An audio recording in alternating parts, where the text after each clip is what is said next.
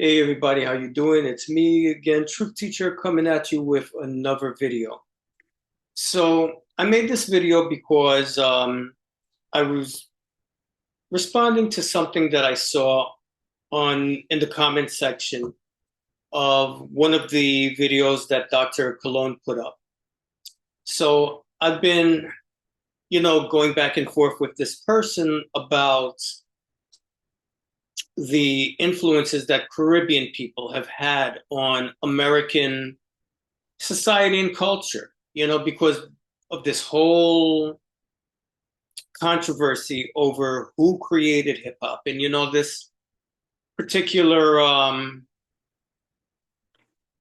group of people who ascribe to a certain xenophobic worldview have this idea that African Americans have created everything that they did in a complete vacuum,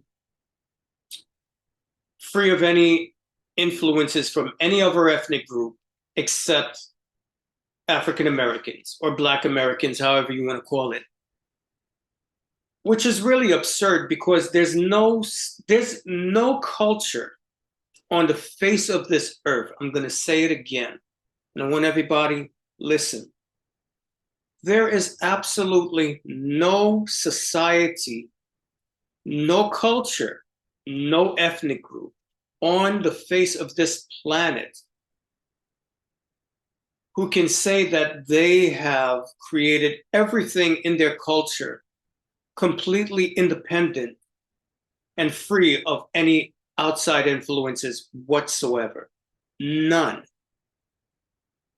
So this idea that we can have people in the United States surrounded by all of these different ethnic groups from day one, and they created a culture in a complete vacuum, isolated from any other influences from anyone else. It's completely ridiculous. So, this person made the comment that no Black Americans ever indulged in listening to non-African American music or participating in non-African American culture. Caribbean people never had any impact on African Americans or American culture whatsoever. And I'm like, I gave several, examples showing that that's not true. First of all, let's just look at certain people in the public eye, right? Maya Angelou started off her career as a calypso singer. Harry Belafonte, first generation American, his parents were from Jamaica. He was huge in the United States back in the 50s, huge. Everybody knows Jamaican folk songs because of him. It's even made its way into mainstream popular culture. Like everybody remembers Beetlejuice. Daylight Come Deo. Everybody knows that song. Everybody all over the world, all over the United States, know these Jamaican folk songs because of Harry Belafonte. He was huge. The pioneer of African American dance, Catherine Dunham. When you look at dance companies like Alvin Ailey, for example, she's the one that opened the door, kicked in the door for all of these Black dancers that we see now, Alvin Ailey, dancers in the ballet, in modern dance, everywhere. She's the one that got the ball rolling. She was an African American. She opened those doors. She mentored people, for example, like Eartha Kitt, right? Who else trained with her? I believe Marilyn Monroe. What's this guy's name? Oh my God, It's late. I just got back home. Marlon Brando, people like that. She mentored them. She taught them dance. She did extensive research when she wanted to know why Black people in America moved the way they did. She was told that she has to look into the cultures of Africa. And the first place she needs to start, the closest, most accessible places for her to start researching that, is the Caribbean islands. So she went to Cuba, she went to Jamaica, she went to Haiti. As a matter of fact, she spent so much time in Haiti that she became a voodoo practitioner. She became a voodoo priestess. She had a residence in Haiti. She lived in Haiti for many years until she became too sick to stay there, and then she came back to the United States. Fun fact, I had the opportunity to perform for Katherine Dunham before she passed away in Chicago.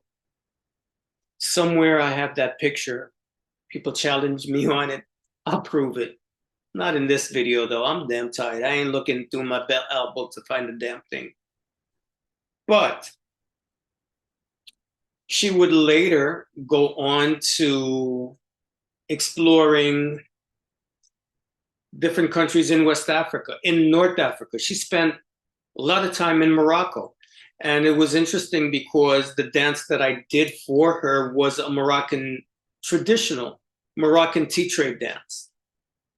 And, we spoke afterwards, and she mentioned the time that she spoke in, that the time that she spent in Morocco, and she saw, dances like this and stuff. So she toured all over Europe, and she collaborated with so many people. It's absolutely absurd, to say that African Americans were like locked in a jar or living under a rock somewhere and never interacted with anybody else. For example, when you look at people like right now, Beyonce, and all of this veneration to Oshun, and these Oshun theme videos and performances that she comes up with. How do you think African Americans even found out about these orishas in the first place? It came from interacting with Puerto Ricans and Cubans and then joining the religion. And later, people started making contact with Nigeria directly. But initially, the knowledge of the orishas and the ancestors, that came by way of interacting with Cubans and Puerto Ricans. So I think it's in South Carolina, North Carolina. I think it's South Carolina. It's one of the Carolinas. There is a Yoruba village that was founded by African Americans, Olotunji Village. And they have their own village, completely self-sufficient, but they live according to the spiritual practices of Ifa, the Nigerian religion that, my tradition, Lukumi in Cuba, came out of. But initially, when you look at the founder, the initial exposure came from interacting with Cubans and Puerto Ricans. The line that I belong to, my Ile means house in Yoruba. We don't have churches, we have Iles, we have houses with godparents, and under the godparents are the people who are a part of that community. So those are our godparents, and we are the godchildren.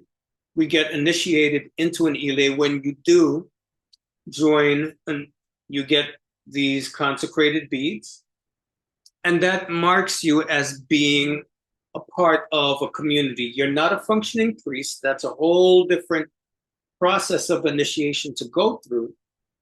But you are part of a spiritual community. My godmother her godparents, Barbara Bay and Chief Bay, African Americans. But Chief Bay is well known in this community and has a great reputation. He got into the religion because he was a musician. Once again, he was an African American, but he worked extensively in Latin bands. He worked with Latin musicians, Cubans, and Puerto Ricans. And that's how he learned the religion. That's how he learned to drum. He got so good at it, he learned how to construct the sacred drum himself. So all these people that we see now, African Americans who have gravitated to the religion and they've made contact. Some people prefer to make a direct connection to the Nigerian system, which is different in certain ways than what we have, what came to us in the Caribbean. But all in all, it's coming from the same source. That comes from interacting. So absolutely, African American culture and individuals have been influenced by Caribbean people. Marcus Garvey, prime example, that red, black, and green flag came from a Jamaican. The premier center of African and African American history and culture in Harlem, the Schomburg Center, was founded by a Puerto Rican. We're all intertwined. We have all been influencing each other back and forth. So I'm not going to sit here and put my ass up on my shoulders and talk Jamaicans created everything that they have all by themselves. How? First of all, when you're a British colony, how the hell do you create a culture in complete isolation without any outside influences? European influences are all over our culture. Now we took those things and we made them better. Because God knows, like, England is not exactly known for their cooking abilities. Okay? Beef patties. That didn't come from Africa. That came by way of England. They have their Cornish pasties. Never had a Cornish pasty, but I've looked up, videos on YouTube how to do it. It looks interesting. Let's just say that. But we took that Cornish pastry and we innovated it. We made it our own. We made something unique from it. But at the end of the day, the initial inspiration came from English cuisine. Black cake. If you've never had Jamaican black cake in your life, you have not lived. You have to find yourself someone who knows how to make very good Jamaican black cake. It should not be dry and spongy like a regular cake. It should be moist. It should be dense. It should melt in your mouth. We got that from England.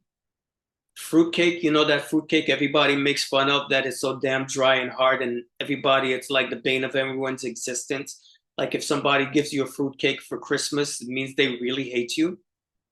Yeah, that.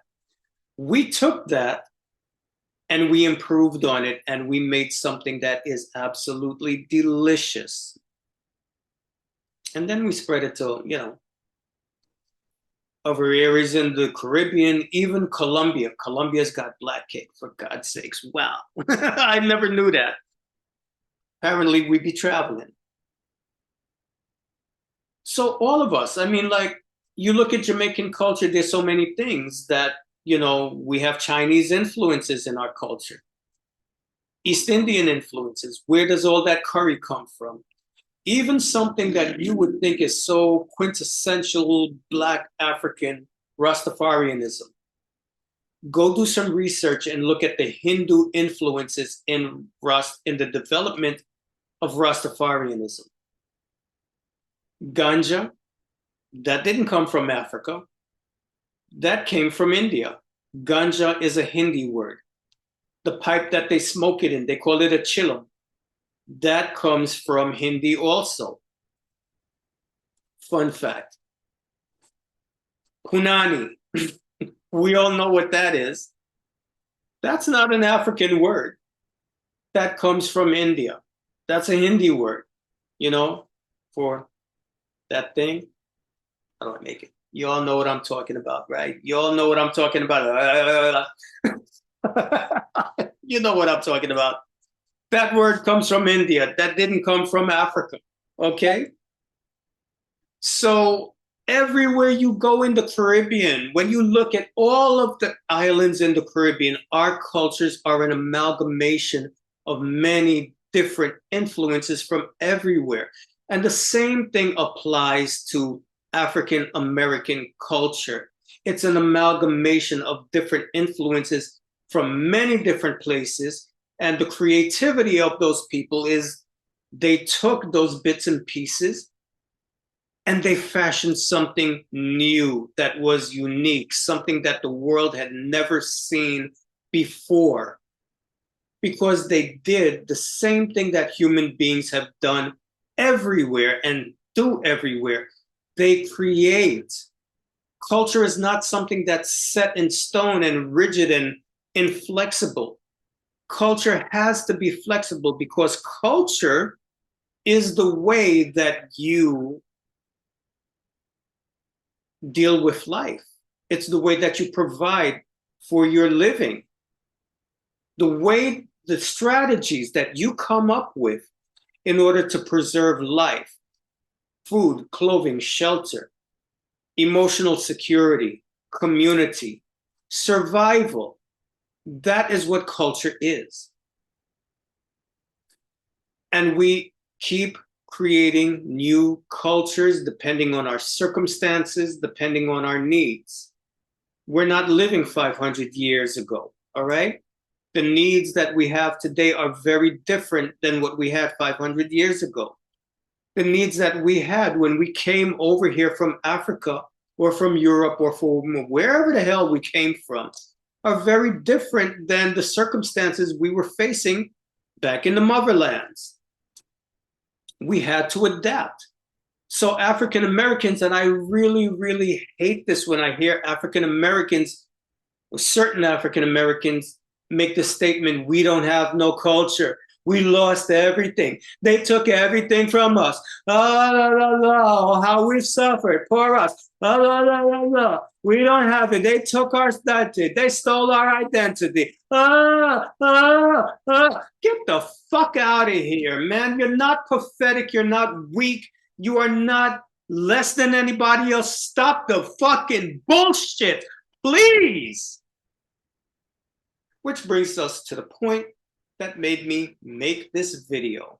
So after pointing out all that evidence, this person, I said, you know, I ended it with, there is no way in hell that African Americans can be erased from history, especially when it comes to music. There's just no fucking way that that can happen. And this person responds to me with the statement, not erased, but diminished. What the fuck does that mean? Diminished how? How can you diminish African Americans? How? The people who created jazz and blues and soul and gospel and the spirituals and all of these different things. How the hell do you diminish people who have accomplished so much? It's impossible. But you know what that statement is a reflection of, and what is motivating so many of these FBA people? It's reflective of a deep-seated insecurity and paranoia. There's no way that African American could ever be diminished with everything that they have done and the amount of visibility that they have on the world stage. How the hell can a people like this ever be diminished? It's not possible. It's not possible. But you know what happens? And what I see and what really disturbs me and concerns me is I see people with this mindset who are their own worst enemies. You're so insecure and you're so paranoid. You think everyone hates you. Everyone does not hate you. There's going to be fucked up people everywhere you go. You're going to encounter fucked up people everywhere you go. So what if some asshole Puerto Rican called what you did jungle music or whatever? So what if some asshole talks about, oh, you people, you never did anything. Go over here. How come you've never progressed? You're going to find fucked up people everywhere, man. Grow a set of fucking balls. Grow up. We're living on planet Earth. This place is full of messed up individuals who are coming with their own insecurities and their own baggage, and they're going to talk crap. You're never going to escape that. Don't take it personal, man. It ain't got nothing to do with you. Keep it moving. So yeah, you might find somebody from a particular community who has some messed up things to say about you, but you know what else is true?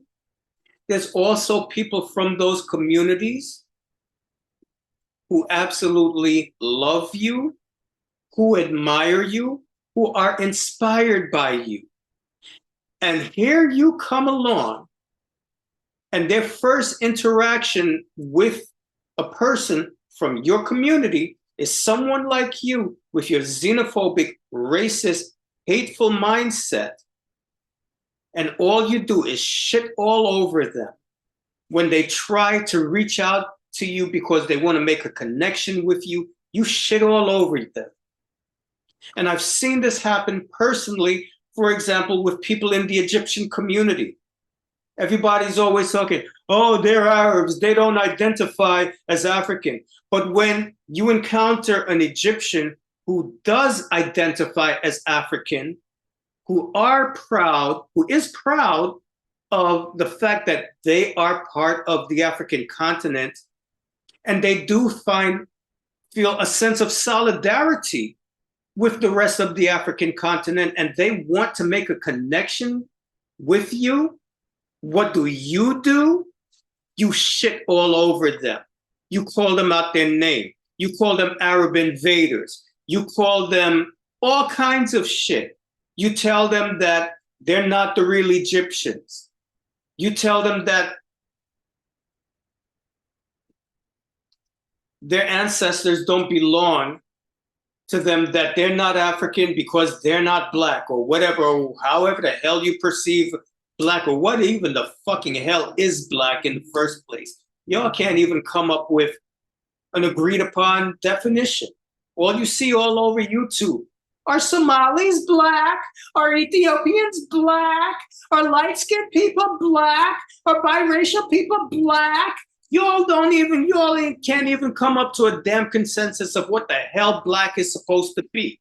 Some bullshit that didn't even come from African people in the first place. Some bullshit that was created by slave-owning colonialist Europeans in order to oppress you. And they impose this idea on us. There ain't nobody in Africa talking about we're the black tribe, we're the black land. Ain't nobody over there doing that. That is a concept that came from non-Africans, and they opposed it on African people. But here you are taking on something that was created to oppress you and hold you down, and using it as a weapon against people who really love and admire you and want to make a connection. And so what do you think happens? when you get rejected like that. He's like, fuck those people. And you create the very same thing. You created a reality for yourself that you made up in your mind because you were so paranoid and so insecure and walking around with this monkey on your back. Everybody hates me. Everybody hates me. Everybody hates me. You created a self-fulfilling prophecy. And now because of your nasty attitude and going around and showing your complete ass to so many people, now they do hate you. And anybody like you and anybody that looks like you did that. You're your own worst enemy. And once again, this is not all African Americans, but a certain group of people who have a certain mentality, a certain poisonous, toxic mentality, running all over social media, just creating enemies instead of building bridges, instead of making allies. We don't have no friends. We don't have no allies. Well, that's the reality that you're making for yourself right now, because it's gotten to the point where people are just so disgusted with you, they don't want to deal with you anymore. So you are creating this reality for yourself. I hope you're happy. But once again,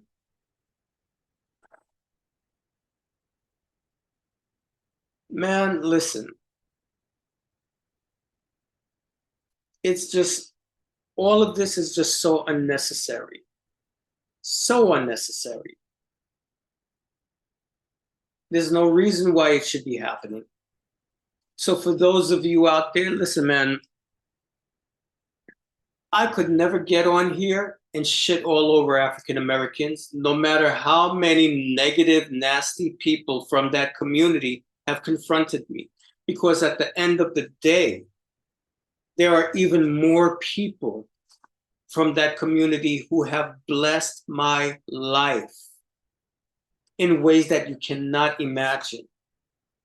I am so fortunate because I have people from every background who has blessed my life. And the thing that I want to say to you guys is you need to let go of this, because you never know where your blessings are going to come from in life. If you believe in God, if you believe in a higher power, you don't know who that person is that God is going to use to bless your life. Right now, my life has changed for, I can't even begin to tell you. This has been 8 years of hell in the making. Searching for a whole year and a half and constantly being rejected and turned down. You know how this happened? Didn't come from somebody like this. Came from somebody who is as far removed from this as you can get. But that was an angel in the flesh that God put in my life to bring me a blessing. And the reason I'm making this video now at night, because I met another angel who helped me in a very, very important way that's going to impact the rest of my life, as far from this as you can get. Now, what would happen if I was walking around with a fucking chip on my shoulder and an attitude, alienating people? God would not have been able to use those vessels to bless my life. And the same thing I am saying to you. Get off of this mentality that you have. You are not weak. You are not less than. You are not broken in any way. But you are standing up on this soapbox and you think that you're going to fix yourself by stepping on other people's back. You don't have to do that. You don't have to do that.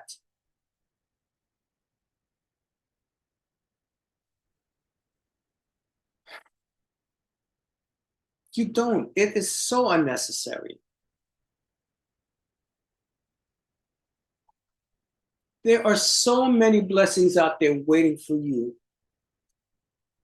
but you're closing yourself off with your hatred. There's no reason for it.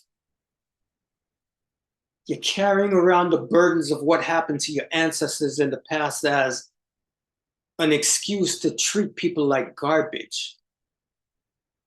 Do you think your ancestors are pleased by doing this, by wallowing in so much anger and hatred? They're not. Your ancestors are not honored by this.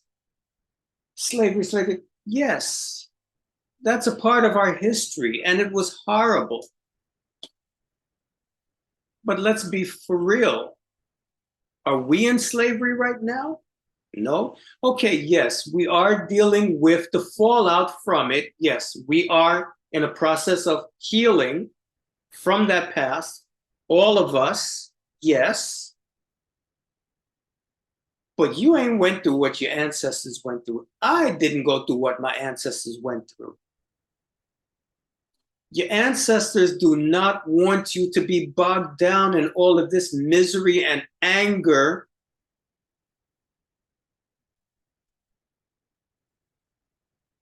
And strife. That's not building them up. That's not what they want for you. Just think to yourself, what do you want for your children? Do you want your children to grow up to be angry and miserable and with no faith in life and walking around thinking that everybody hates them? Is that what you would want for your kids? Everything that your ancestors went through, all that pain, all that suffering, that was their sacrifice for you. They went through all of that. They took those whips. They took those whips. They took the beatings. They took the rapes. They took the murders. They took all of that so that you don't have to do that now. Because they went through that, you don't have to go through it now. That's what your ancestors want from you. You know the best thing that you could do for your ancestors? Live your best life. Live a happy, fulfilled life now. That's the best way to honor your ancestors. You went through all that pain and suffering for us, but I want you to know all that pain and suffering that you experienced was not in vain, because here I am, and I am living the life that you wanted me to live. The reason that you never gave up, the reason you didn't commit suicide, is because you had hope that it would be better for your children. And I am the manifestation of all your hopes and dreams come true. That's the best way to honor the pain that your ancestors went through. And yes, there's still work to be done, because guess what? We are the ancestors of the future generations. So it's up to us now to make the changes that are necessary so that things can be easier for our descendants in the future. That's how you make this work. It doesn't matter who doesn't like you. It doesn't matter who hates you or whatever. That's their fucking problem. Because those people, let me tell you something right now. Those people that are walking around with that kind of mentality, these are not happy people. They're going through their own kind of hell. You are under absolutely no obligation to give life to their negativity whatsoever. Live your best life. Yeah, they're going to try to block you because that's what low-level, low-life people do. Low consciousness, low vibrational people do. They're creatures of darkness. They hate the light. They don't like to see anybody shining light. So they look to either drag you into the darkness with them or to out your light completely. That's what they do.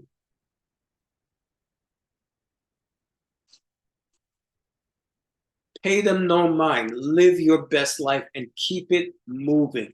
My life right now is a testament to that. I'm going to tell you, I'm going to keep it with you fucking real 100%. I was down to my last $100. It's all I had to my freaking name. And at the last second, God blessed me. God used somebody to bless me. I had people around me who provided a safety net for me. I have never in my life ever had to do anything illegal or to compromise my moral standings in order to make money. Never.